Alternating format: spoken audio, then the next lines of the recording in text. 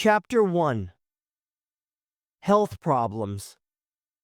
There were four of us: George, William Samuel Harris, myself, my friends call me Jay, and Montmorency. We were sitting in my room and were smoking and talking about our bad health. We were all feeling very ill, and we were unhappy about it. Harris said he felt dizzy sometimes. George felt dizzy too. My big problem was my liver. I knew I had a bad liver. I had read about all the symptoms of liver disease in a book. I had every symptom that was written. Every time I read about an illness, I realized that I have it. One day I had a little health problem. I went to the British Museum Library to read about it. After some time, I began reading about another illness. I don't remember the name now, but it was something terrible. I knew I had that terrible illness too. I began reading the book from the letter A to the letter Z. I had the symptoms of all the diseases in the book, except for one. I didn't have housemaid's knee. This made me a bit unhappy. Why didn't I have housemaid's knee too? With all the diseases I had, I knew my life was short. I tried to examine myself. I tried to feel my heart. I tried to look at my tongue. When I had walked into the library, I had been a happy, healthy man. When I left it, I was a very ill man. I went to see my doctor. He is an old friend.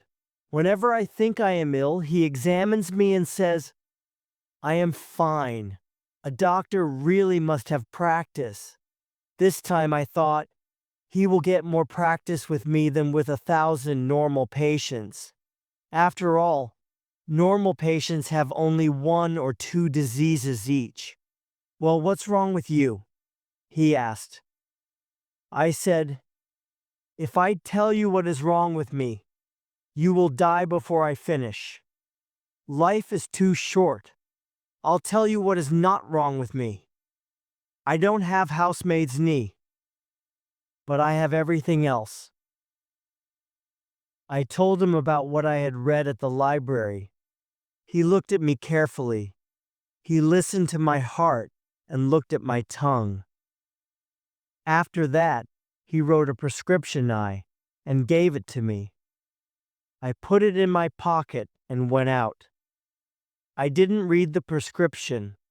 I took it to the chemist and gave it to him. He read it and gave it back to me. He said, "I don't have the things on the prescription." "But you're a chemist, aren't you?" I asked. He said, "You're right, sir. I'm a chemist. I don't have a shop in a hotel." I read the prescription. It said, every 6 hours, lb of good, fresh meat, pint of beer, every morning, 10-mile walk.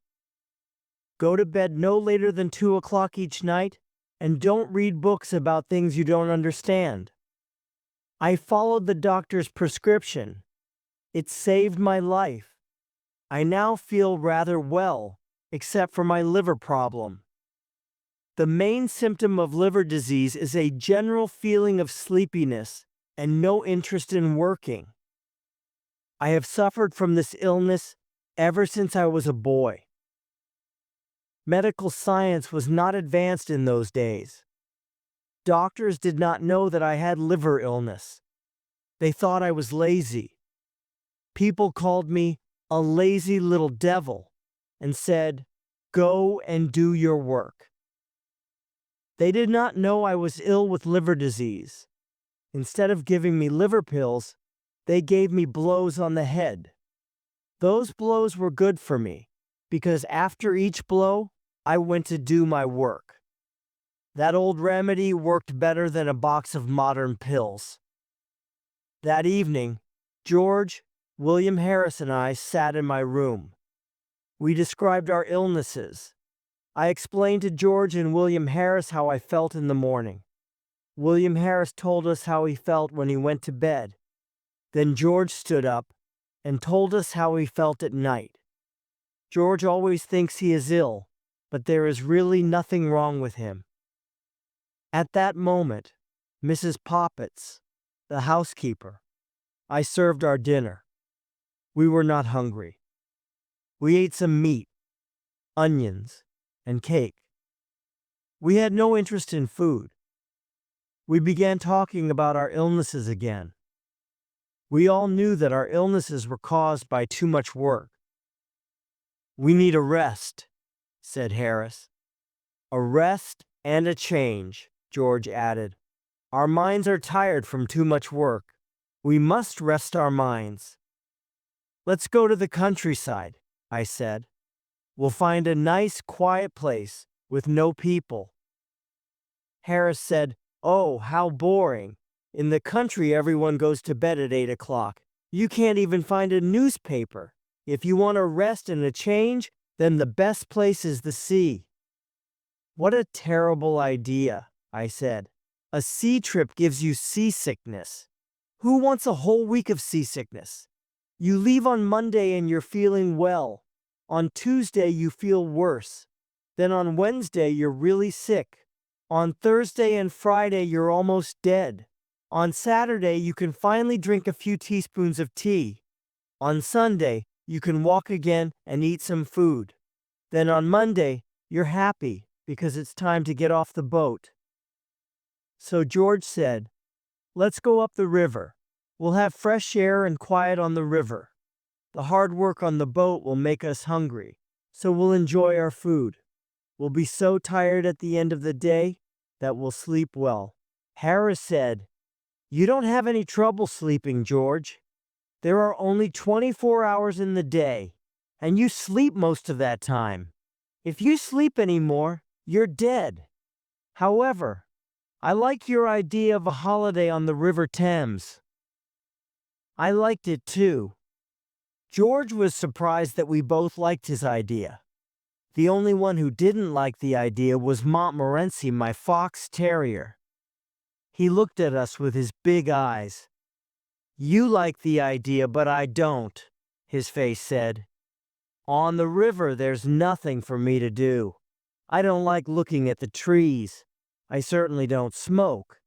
If I see a rat, you won't stop the boat so I can run after it. When I'm asleep, you'll probably rock the boat, and I'll fall into the river. The whole idea is stupid." We were 3-1, so we decided to go on the river trip. Chapter 2. Planning the trip. We looked at the maps and we discussed plans. We decided to start from Kingston the following Saturday. "Harris, you and I will go to get the boat at Kingston," I said. "Then we'll take it up the river to Chertsey, where we'll meet George. George works in the city until the afternoon. George goes to sleep at a bank from 10 o'clock to 4 o'clock, Monday to Friday, except on Saturdays. On Saturdays, they wake him up at 2 o'clock and put him outside the door. The next problem was where to sleep at night. George and I didn't want to sleep at inns. We wanted to camp out in the middle of nature. "How beautiful," we said, "sleeping in the country, under the stars, by the river." "I can imagine it all," I said. There is a golden sunset. The river is moving along quietly. The forest is full of trees and birds. The grass around us is green, and little flowers grow here and there. Soon it is dark. We row our boat into a quiet corner on the river. We put up our tent and cook a simple, healthy meal. We all sit around a warm fire and eat our meal. We look up and see the moon and the stars. Then we sit in silence. How wonderful this is. We go to bed, and then we dream under the stars. We dream that the world is young again. As we all sat there dreaming, Harris said, "What happens if it rains?" There is nothing poetic about Harris. He is not romantic at all. If Harris ever has tears in his eyes, he is eating raw onions. If you stand by the sea with Harris and say, "Listen to the sounds of the sea. Can you hear spirits singing sad songs, the songs of those who died in these waters?" He will take you by the arm and say, "I understand, my friend. You're not feeling well. Now come with me. I know a place around the corner here where you can get some good whiskey. You'll feel better soon." Harris always knows where you can find a good whiskey. Harris was right about camping out when it rains. It's not nice at all. Just imagine. It is evening. You are all wet. There is water in the boat and all your things are wet. You find a place on the riverbank. You get out of the boat and pull out the tent. Now 2 of you try to put it up. The tent is wet and very heavy. It is raining hard. The wind is blowing. The wet tent flies about. It falls on your head and makes you angry. It is difficult to put up a tent in good weather. It is impossible to do so in wet weather. The other man is of no help at all. He is a complete fool.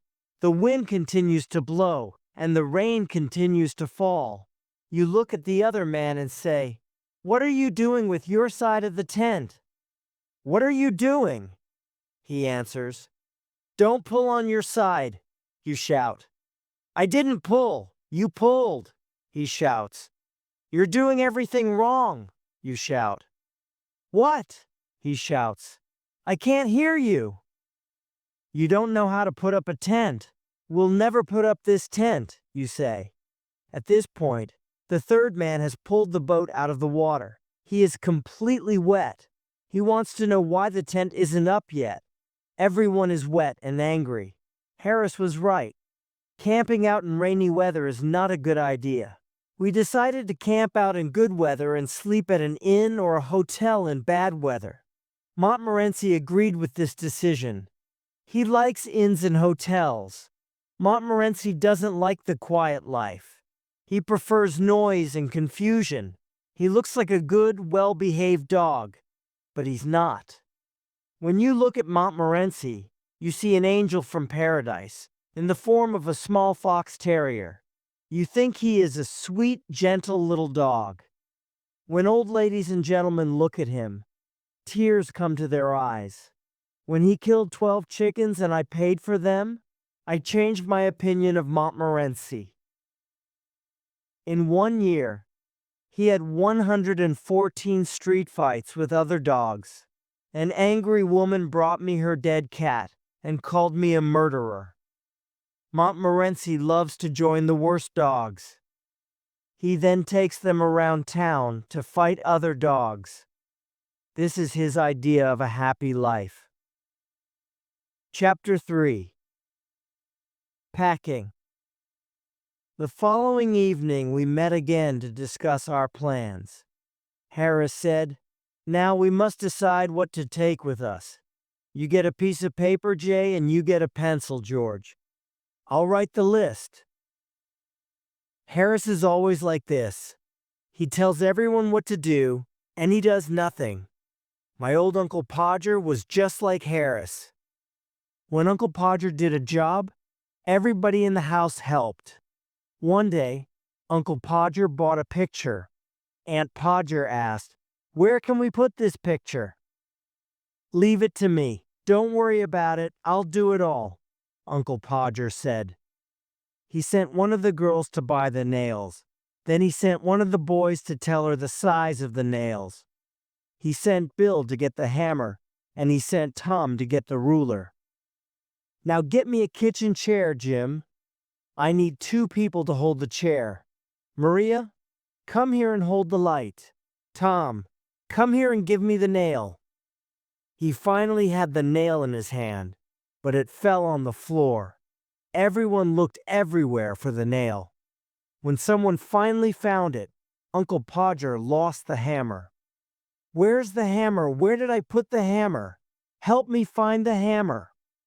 When we found the hammer, he lost the place on the wall to put the picture. So each one of us climbed up on the chair to look for the place. Each one thought it was a different place. When Uncle Podger climbed up on the chair, he fell on the piano. Aunt Podger was very angry. She said, "The next time you put a picture on the wall, please tell me. I'll go and spend a week with my mother." Uncle Podger tried again and again. At midnight, the picture was on the wall. However, it was not straight. The wall was dirty. Everyone was tired and unhappy. Uncle Podger looked at the picture and said, "It was such an easy job." I told Harris, "You get the paper and pencil. George will write the list, and I'll do the work." The first list was too long.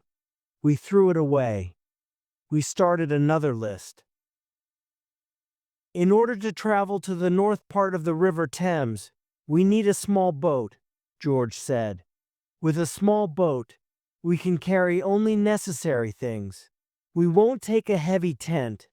We can put a canvas cover over the boat at night. It will be like a little house, warm and comfortable. We made a list of all the clothes we needed. George said he knew everything about the right clothes for a trip. We discovered later that this wasn't true. We talked about food next. George said, "Let's continue with breakfast. For breakfast, we'll need a frying pan." "That's quite difficult to eat," Harris said, smiling. "Stop being stupid, Harris," I said. "Let's continue," said George. "We'll need tea, sugar, eggs, bacon, bread, butter, and jam. For lunch, we can take biscuits, cold meat, and fruit, but no cheese. The smell of cheese is too strong. After a day or two, everything will smell of cheese. For dinner, we can take meat pies, fruit pies, tomatoes, and green vegetables. This good food will keep us healthy," George said. "We didn't take wine or beer because they both make you sleep," George continued. "We'll also need a teapot, a pan, and a camping stove. We don't want a paraffin oil stove." "Oh no, not a paraffin oil stove," I said. "We once took a paraffin oil stove. It was horrible. The smell of paraffin oil was everywhere. The river smelled of paraffin. The wind smelled of paraffin. Even the sunset smelled of paraffin. When we visited the town of Marlow, it smelled of paraffin too. Even the church of Marlow smelled of paraffin. The countryside for miles around smelled of paraffin. We decided never to take a paraffin oil stove again. The next day we bought everything we needed. We met in the evening to pack our suitcases. We got a large suitcase for the clothes and 2 large hampers for the food and utensils. I am very good at packing. Packing is one of those things that I do best. "I'll organize the packing," I said to George and Harris. They agreed. George sat in the armchair, and Harris put his feet up on the table. This was not what I had intended. I wanted to organize the packing, not do it. I wanted George and Harris to do all the work. However, I didn't say anything. I started packing the clothes. It took a long time, but I finally finished. I sat on the big suitcase to close it. George and Harris watched me. "Aren't you putting the boots in?" asked Harris. "I had forgotten them." "Why didn't you tell me before?" I said. Harris said nothing. George laughed. I was furious. I opened the suitcase again and packed the boots. Then an awful idea came to me. Did I pack my toothbrush? I started looking for it. I took everything out of the suitcase. I found George's toothbrush. I found Harris's toothbrush. But I didn't find mine. In the end, I found it inside a boot. I packed everything again. When I finished, George asked me, "Is the soap in the suitcase?" I don't care about the soap, I answered. I sat on the big suitcase again to close it. Then I remembered that my cigarettes were in the suitcase. I opened it again and finally closed it at 10:50 p.m. There were still the 2 hampers to pack. Harris and George decided to pack them. I sat down to watch. Chapter 4. Ready for the trip. There were dishes, cups, bottles, pans, tomatoes, cakes, and many other things to pack in the hampers. As soon as George and Harris started packing, they broke a cup. And this was just the beginning. George is the worst packer in the world. When George dies, Harris will be the worst packer in the world. They walked on things and broke them. Harris put a big jar of jam on top of a tomato and crushed it. George stepped on a big packet of butter, and Harris sat on it. Soon there was butter everywhere. They packed the pies in the hamper. Then they put heavy things on top of them. The pies were crushed, just like the tomato. In the middle of all of this, there was Montmorency, of course. He put his leg in the sugar, and soon there was sugar everywhere. He ran away with the teaspoons. He pretended that the lemons were rats and killed 3 of them. This was Montmorency's idea of fun. At 1 in the morning, the packing was finished. We were ready for bed. George said, "What time shall I wake you up?" Harris said, 7 o'clock. I said, 6 o'clock. "Wake us up at 6:30, George," we said. It was Mrs. Poppets who woke me up the next morning.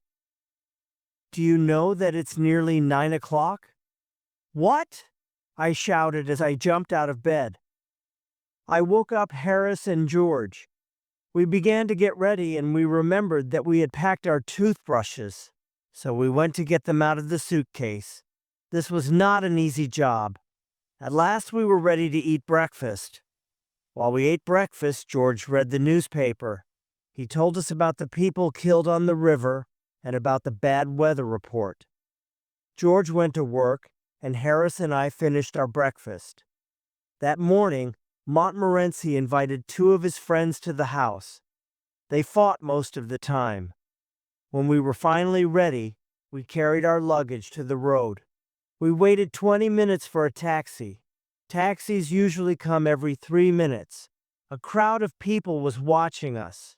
They looked at us, at Montmorency, and at Montmorency's friends.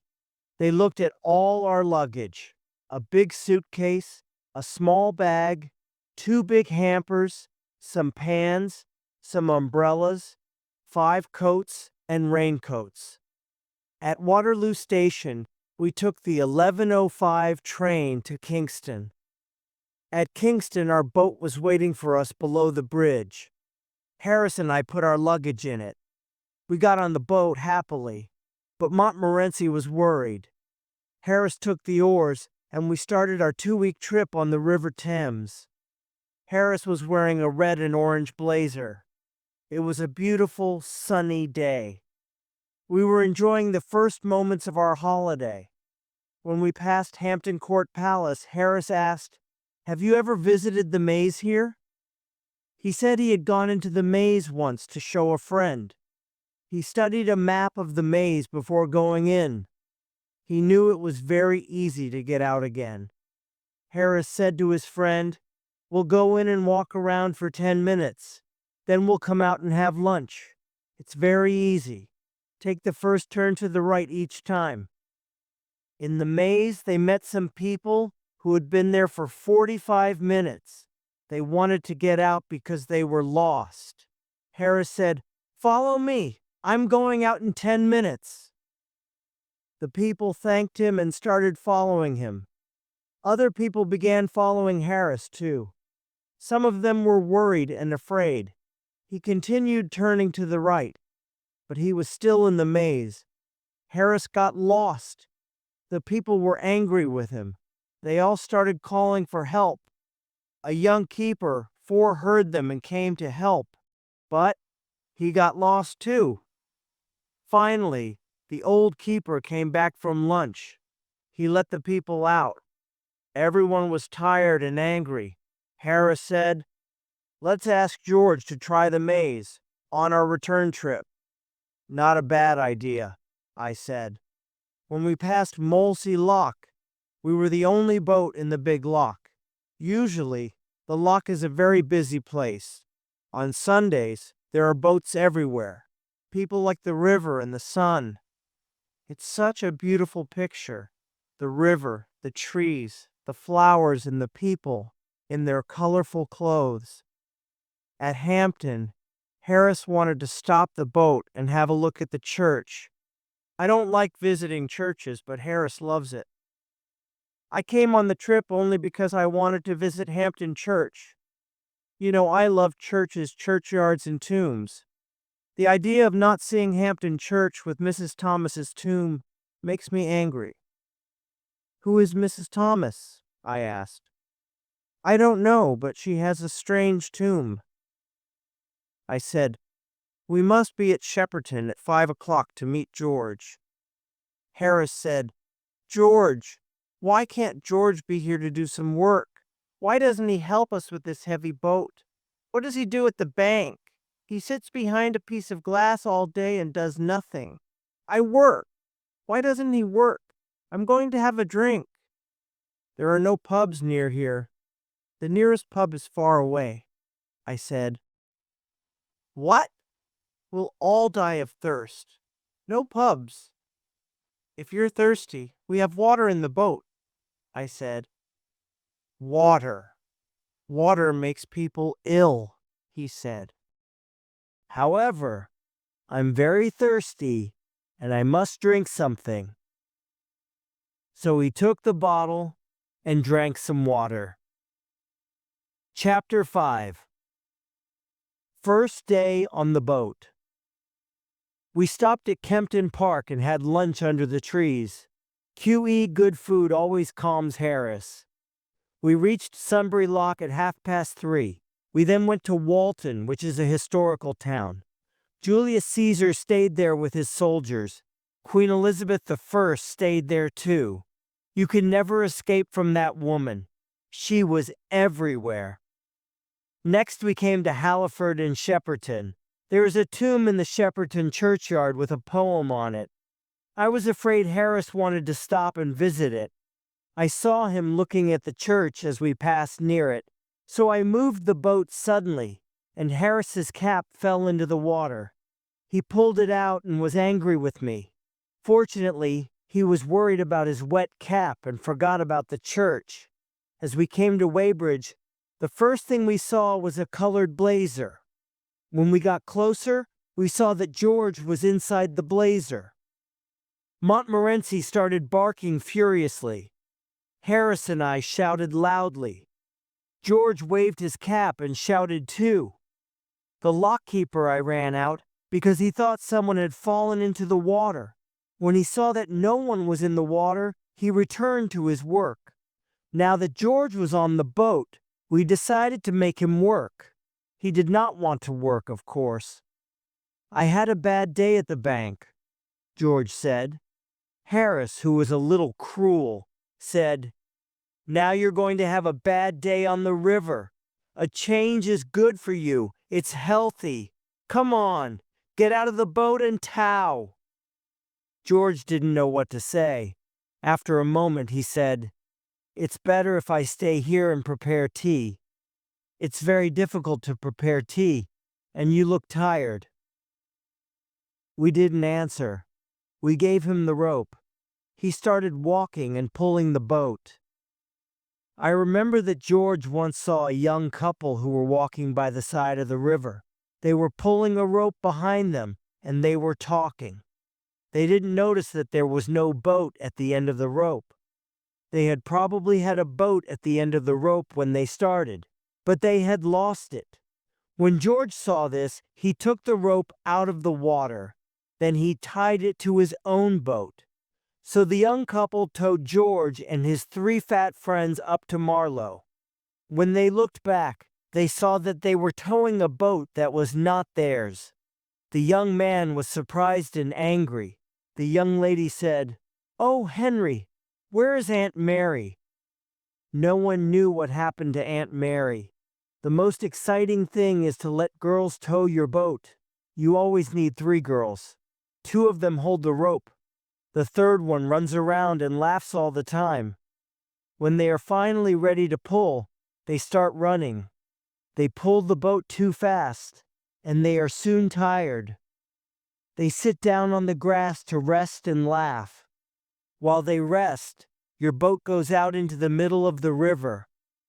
"Oh, look," they say, "the boat's gone to the middle of the river."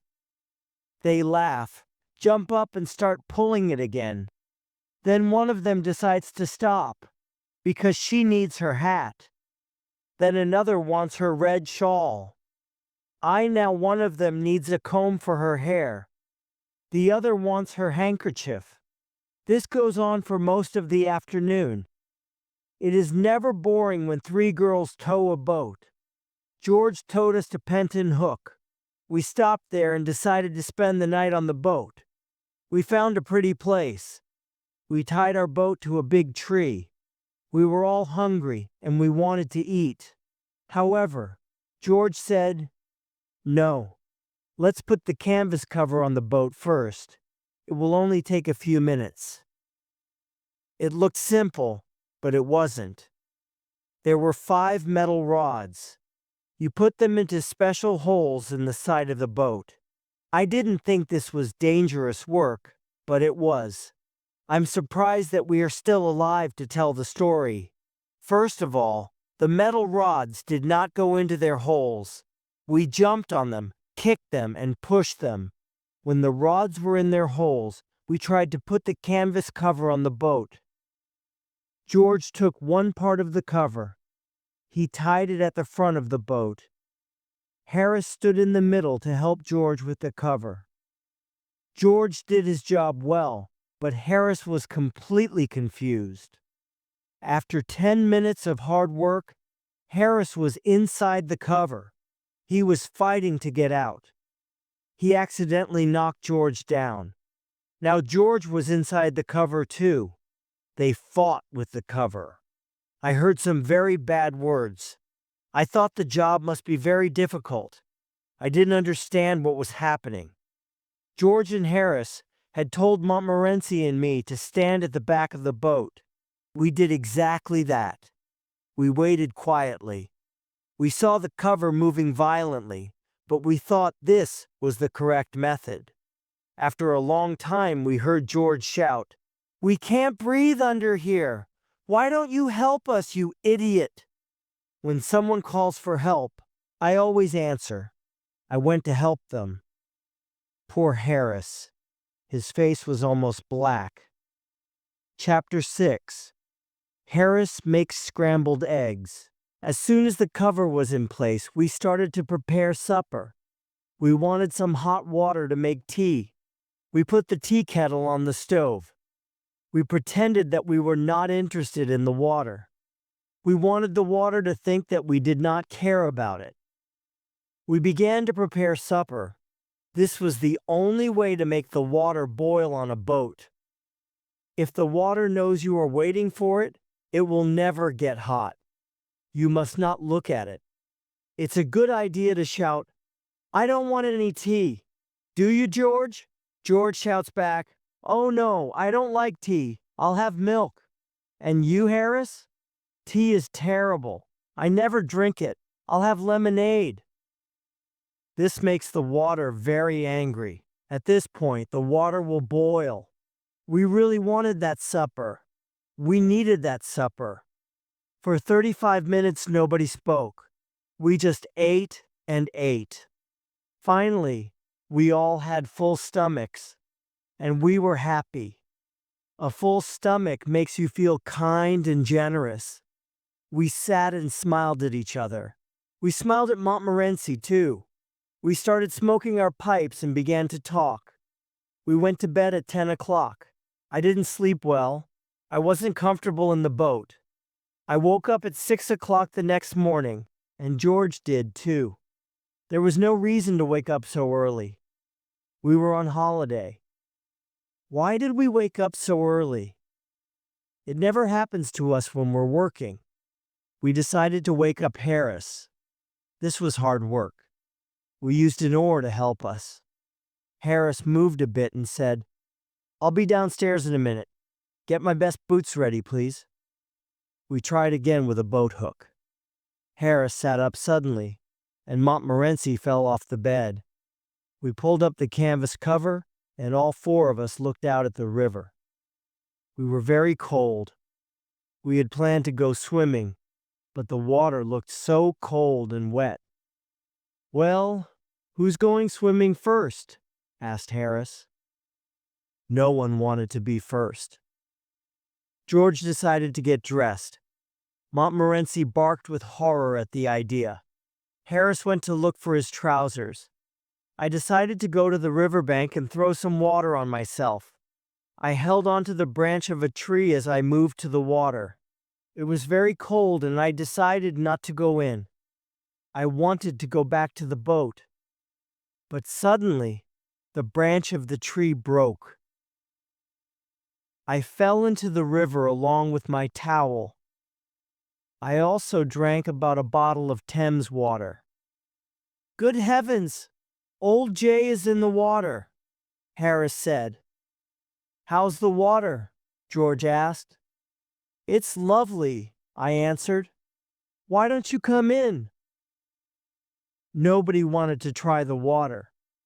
When I got back to the boat, I was very cold. I wanted to put on my shirt, but it fell into the river. This made me angry. George started laughing. "I don't see anything to laugh at," I said. George laughed even more. I never saw a man laugh so much. I was cold and furious. I was trying to get my shirt out of the river. George was laughing louder and louder. "Stop laughing, you stupid idiot," I shouted. When I finally pulled the shirt out of the river, I saw that it wasn't mine. It was George's shirt. I started laughing too. I laughed so much that I dropped the shirt into the river again. "Aren't you going to get it out?" said George, who continued laughing. I didn't answer him for a while, because I was laughing so much. At last I said, "It isn't my shirt. It's yours." I never saw a man's face change so quickly. "What?" he shouted. "You donkey! Why can't you be careful with things? Why don't you go and get dressed on the riverbank? People like you don't know how to live on a boat." I tried to tell him how funny it was, but he didn't understand. George is a little slow at understanding a joke sometimes. Harris said, "I'm cooking scrambled eggs for breakfast this morning. Once people try my scrambled eggs, they always want them." He was quite famous for his scrambled eggs. George and I got the stove and the frying pan ready. Then we looked for the eggs that weren't broken. We found only 6 of them. "Now you can start," we said. Breaking the eggs was difficult for Harris. The eggs got on his trousers and went up his arms. He put 6 eggs into the frying pan. Then he sat down by the stove and mixed them with a fork. George and I saw that it was difficult work. Harris often burnt his fingers. Then he danced around the stove. He waved his hands in the air and shouted. George and I thought that this was an important part of his cooking method. We didn't know what scrambled eggs were. We thought they were some sort of red Indian food, and to cook them correctly, it was necessary to do special dances with magic words. Montmorency went to put his nose over the frying pan once and burnt himself. He too began dancing around and barking. It was interesting and exciting to watch this show. George and I were sorry when it was finished. When the scrambled eggs were ready, there was very little to eat. 6 eggs had gone into the pan, but all that came out was a teaspoonful of burnt eggs. "The problem is the frying pan," Harris said. "I need another type of pan and another stove." We decided not to try scrambled eggs again until Harris had the right pan and stove. Chapter 7: The Laughing Tin. When we finished breakfast, the sun was up and it was a warm morning. I sat on the river bank near Runnymede. I thought about King John, who signed the Magna Carta at Runnymede in 115. What a great moment in English history. I imagined the scene. George came over and said, "When you finish resting and dreaming, please help me wash the dishes and other things." I cleaned the frying pan with some grass and with George's wet shirt. Later on, we went to Magna Carta Island. We saw the stone where the Magna Carta was signed. In this area, King Henry VIII met with his sweetheart, Anne Boleyn. I am certain that King Henry VIII met Anne Boleyn in several other places too. We continued slowly up the river and stopped for lunch near Monkey Island. We had cold meat for lunch. "Where's the mustard?" I asked. "The mustard?" Harris said. We had forgotten to bring the mustard. At that moment, we all wanted mustard more than anything in the world. "How boring life is without mustard," said George. We ate our cold meat in silence. We thought about the happy days of childhood when there was lots of mustard on the table.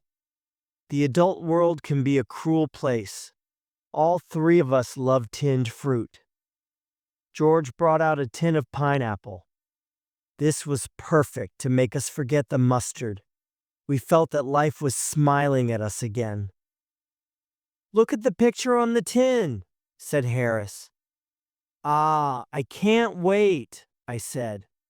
"I'm dreaming about the sweet juice," George said. Harris got a spoon ready. Then we looked for the tin opener.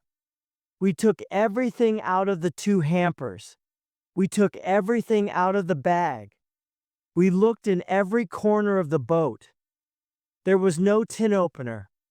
Harris tried to open the tin with a little knife, and he cut himself. George tried to open it with a pair of scissors. The scissors flew up and almost cut his eye. I tried to open it with a piece of metal. I did something wrong, because I fell into the river. The tin flew away and broke a teacup. Then we all got angry. I started hitting the tin with a piece of wood. Harris hit the tin, and so did George. We changed its shape. We made it square. We made it round. Then we made it flat. But we still couldn't open it. The tin looked at us and seemed to be laughing. It was ugly, and it frightened us. I threw it in the river. Then we rowed away and didn't stop until we reached Maidenhead. It was evening and a strong wind started blowing. The wind was behind us and we put up the sail quickly. The wind blew and the boat flew up the river. I was steering the boat, and George and Harris were enjoying the trip. Sailing is exciting. It's almost like flying. You feel that you are part of nature. We were alone and we flew along the river. Far in the distance, we saw a small fishing boat. There were 3 fishermen in it. The sun was going down, and there was a red light on the water.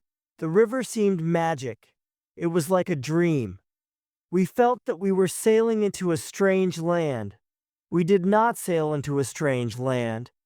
We sailed straight into the fishing boat with the 3 old fishermen. At first, we didn't know what was happening. But when we heard the bad words that came from the other boat, we knew we were near people. We also knew that those people were not happy. The 3 old fishermen fell off their seats. There were fish all over them. They slowly tried to get up. As they did this, they cursed us. They didn't curse us with common curses. They used long, special curses. They also cursed our parents, families, friends, neighbors, pets, and jobs. These curses were for the present and the future. Harris stood up and said, "Be thankful for a bit of excitement in your lives. Your lives must be so boring, just sitting and fishing all day. My friends and I are very unhappy to hear men of your age use such bad words." The three old men did not agree with Harris. "I'll steer the boat now, Jay," said George. "An intelligent man like you must do better things. Leave the steering to me before we all drown." Chapter 8. Montmorency meets a cat. At Marlow, we left our boat by the bridge. We spent the night at the Crown Hotel. The next morning we went swimming before breakfast. On the way back, Montmorency met a cat. Montmorency and I don't agree on cats. I like cats. Montmorency doesn't. When I meet a cat, I stop and say hello. I pet it gently. The cat is happy, and I am too. When Montmorency meets a cat, the whole street knows about it. A lot of bad words fly through the air. As soon as Montmorency saw the cat, he barked with happiness. The cat was walking slowly across the street. Montmorency ran after the cat, but the cat didn't run. He didn't understand that his life was in danger. This cat was big and black. It had half a tail, half a nose, and only one ear. It was a clever street cat. Montmorency is a courageous dog, but the cold eyes of that cat terrified him. The cat stopped in the middle of the road and looked at Montmorency. Neither spoke, but the conversation was probably like this. "Cat, yes, you want me? Can I do anything for you?" Montmorency, no thanks." Cat, "If you really want something, please tell me." Montmorency, walking backwards, "Oh no, not at all. Don't disturb yourself. I'm afraid I made a mistake. I thought I knew you. Sorry I disturbed you." Cat, "Not at all. It's a pleasure. Are you sure you don't want anything now?" Montmorency, still walking backwards, "No, thanks. Nothing at all, thanks. Very kind of you." "Good morning." Cat, "Good morning." The cat got up and walked away. Montmorency came back and followed us quietly. He was silent all day long. To this day, if you say the word cats to Montmorency, he'll stop walking. Then he'll look up at you as if to say, "Please don't." After this, we did our shopping, returned to the boat, and continued our trip up the river. At Hambledon Lock, we discovered that we had no water. We went to the lock keeper to ask for some. George spoke for us. With a friendly smile, he asked, "May we have some water, please?" "Certainly," said the old lock keeper. "Take as much as you want and leave the rest." "Thank you very much," said George, looking around. "Where's the water?" "It's where it always is," said the lock keeper. "It's behind you." George turned around and looked. "I don't see it." "What? Where are your eyes?" the lock keeper said. He took George's arm and turned him around. "Oh," George said.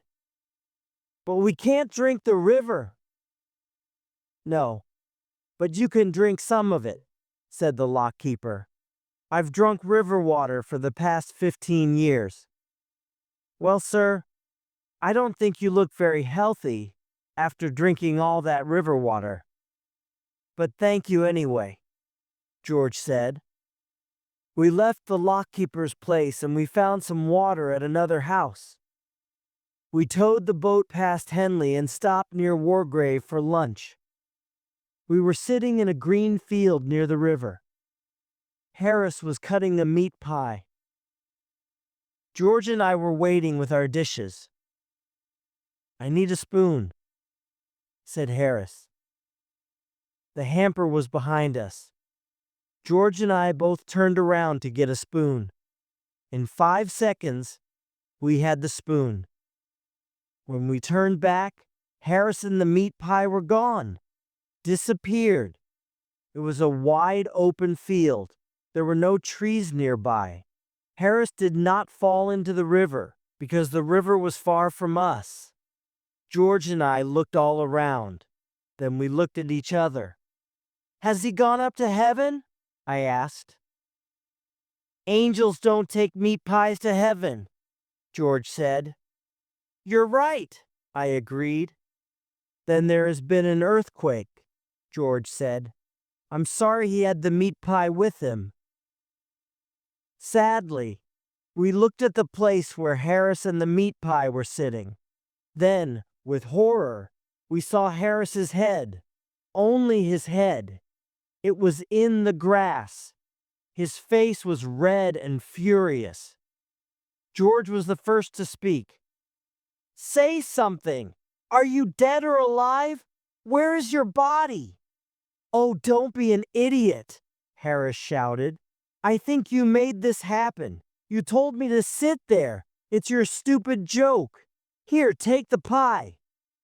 Harris didn't know it, but he had been sitting next to a big hole. The long grass covered it. He fell into the deep hole without knowing anything. At first, he thought that it was the end of the world.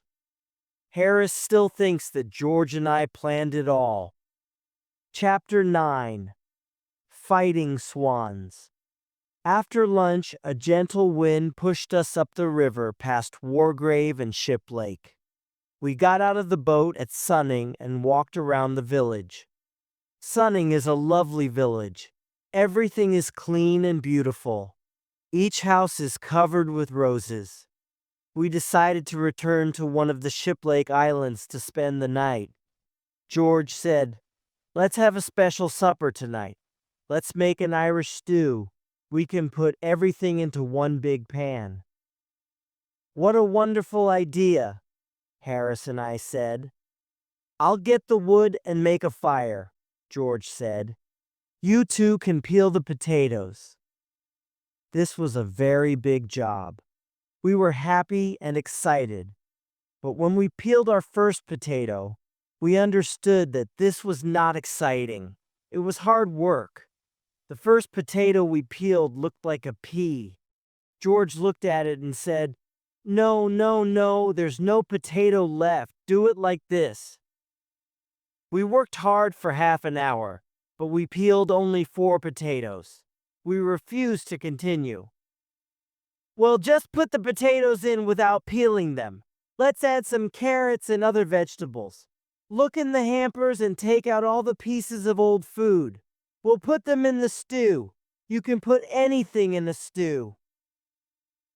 We found half a pork pie, a tin of fish, and a few broken eggs. We added these to the stew. Montmorency watched us carefully and then left. After a while, he returned with a dead rat in his mouth. He wanted to add something to the stew, too. We discussed it first. Harris said, "It's all right to add the dead rat. It will be mixed with the other things. A stew needs many ingredients." George said, "Well, I don't want to try anything new. Maybe next time. I'm sorry, Montmorency." Harris said, "If you never try anything new, you'll never discover things. It's men like you, George, who slow down the progress of our world." George didn't listen to Harris. The stew was a great success. It was delicious. Excellent in every way. We all really enjoyed it. After the Irish stew, George and I decided to go to Henley for an evening walk. Harris wanted to stay on the boat and drink a whiskey. When we returned to the boat, Harris was sad and confused. "What happened to you, Harris?" "Swans," he said. We had left the boat near a swan's nest. When George and I were in Henley, Mrs. Swan came back to the nest. She started to shout at Harris. Harris frightened her away. She went to get her husband, Mr. Swan. Harris had a terrible fight with these two swans. Harris finally won the fight. However, half an hour later, Mr. and Mrs. Swan returned with 18 other swans. There was a horrible fight. The swans attacked Harris and tried to pull him off the boat. They wanted to drown Harris and Montmorency. Harris fought with courage for 4 hours. In the end, the swan slowly swam away to die. "How many swans were there?" George asked. 32, said Harris, who was sleepy. "But you said 18 before," George said. "No, I didn't. I said 12. Do you think I can't count?" We never discovered the truth about the swans. We asked Harris about it the next morning. He said, "What swans?" He thought that George and I were dreaming. That night, Harris had trouble sleeping. He woke me up about 12 times during the night. He was looking for his clothes. George woke up too. "Why do you need your trousers? It's the middle of the night," George said. Later, Harris was looking for his shoes. Then he asked for his socks and his umbrella. We woke up late the next morning. We had a small breakfast and we were ready to go. We agreed that we would row the boat and not tow it. Harris said, "George, you and Jay can row. I'll steer." I didn't like this idea, and I said, "No, Harris, you and George row, so that I can rest." I was doing too much work on this trip. I always think that I work too much. It's not because I don't like work. I love it. I find it very interesting. I can sit and look at it for hours. You can't give me too much work. I like collecting it. My office is full of it. I'm very careful with my work too. Some of the work in my office has been there for years. It is in perfect condition. It isn't dirty or anything. That's because I take good care of it. Harris said, "On this boat, I'm the only one who works." George said, "You do nothing but eat and sleep, Harris." "I'm the only one who works. You and Jay are very lazy people." Harris laughed and said, "George, work. Have you ever seen George work?" I agreed with Harris. George never worked. "How do you know if I work, Harris? You're always sleeping, except at meal times. Have you ever seen Harris awake, except at meal times?" George asked me. I agreed with George. Harris worked very little on the boat. "Oh, please. I do more work than old Jay," Harris said.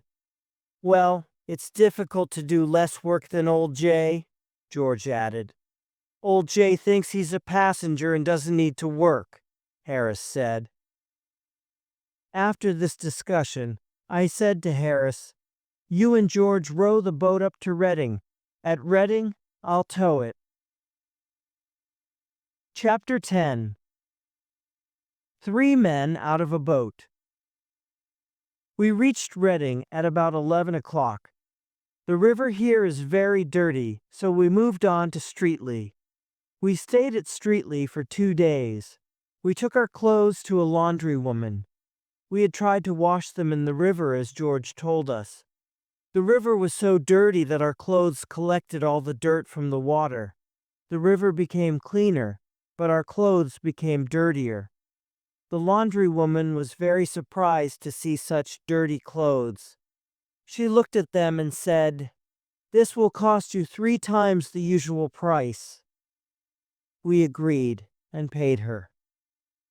The river near Streatley and Goring is excellent for fishing. It is full of different types of fish. Some people sit and fish there all day. However, they never catch any fish. The local fisherman's guidebook doesn't say anything about catching fish. It only says that the place is a good fishing area. And it is. You can see many fish swim past, but you can't catch them. When you go for a walk by the river, you can see hundreds of fish. They come and stand half out of the water. Their mouths are open for bread. If you go swimming, they come to look at you and disturb you. You cannot catch them, however. We passed by Wallingford and Dorchester. Both are ancient British towns.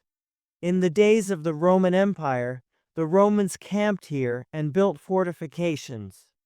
We spent the night at Clifton Hampton, which is a pretty village. We finally arrived at Oxford and spent 2 excellent days there. Oxford is a beautiful town with its old university. Oxford is also full of dogs. Montmorency was very happy. He had 11 dog fights on the first day and 14 on the second day. He probably thought he was in heaven. We left Oxford on the 3rd day to return home to London. When we left Oxford, it was raining. The rain continued without stopping. When it's sunny, the river is a dream. But when it's rainy, the river is brown and unfriendly. It rained all day. At first, we pretended to enjoy it. Well, this is a nice change. Too much sunshine is boring. Nature is beautiful even when it rains, I said. Yes, Harris said. It's good to see the river in all kinds of weather. The rain is good for you. I can't understand people who are afraid of a little rain. Harris and I sang songs and we were quite happy. George did not agree. He stayed under the umbrella. We put up the canvas cover before lunch. We left a little opening to see where we were going. We continued our trip for another 9 miles. We stopped for the night at Day's Lock. We did not have a happy evening. The rain never stopped. Supper was not good. We were really tired of cold meat. We dreamt about our favorite foods. Harris talked about fish cooked in a special sauce. Harris gave his cold meat to Montmorency. He looked at it and turned his head. He seemed insulted by Harris's offer. He went to sit at the other side of the boat, alone. George said, "Please don't talk about good food until I finish this cold meat." We played cards after supper. After that, we had some hot water and whiskey. George told us about a man he knew. This man had slept on the river in a wet boat, like ours. He got very ill and died 10 days later. Of course, we began talking about other illnesses. After a while, Harris said, "I've got an awful headache. It must be the rain." "Well, I've got a bad backache," I said. To make us feel happier, George sang to us. That made Harris and I cry, and it made Montmorency howl. There was nothing else to do, so we went to bed. We didn't sleep well at all. We were awake at 5 o'clock the next morning. Our second rainy day was the same as the first. It rained all day. We moved slowly along the river. We agreed to continue our trip, even if it killed us. "It's only 2 more days," Harris said. "We're young and healthy. Maybe we'll be all right." We talked about our evening. "With this weather, we can have dinner and take a walk in the rain. Or we can have dinner and spend an hour in a pub," I said. "That's not very exciting," said George. "It's much more interesting to go to the Alhambra Theatre in London," said Harris.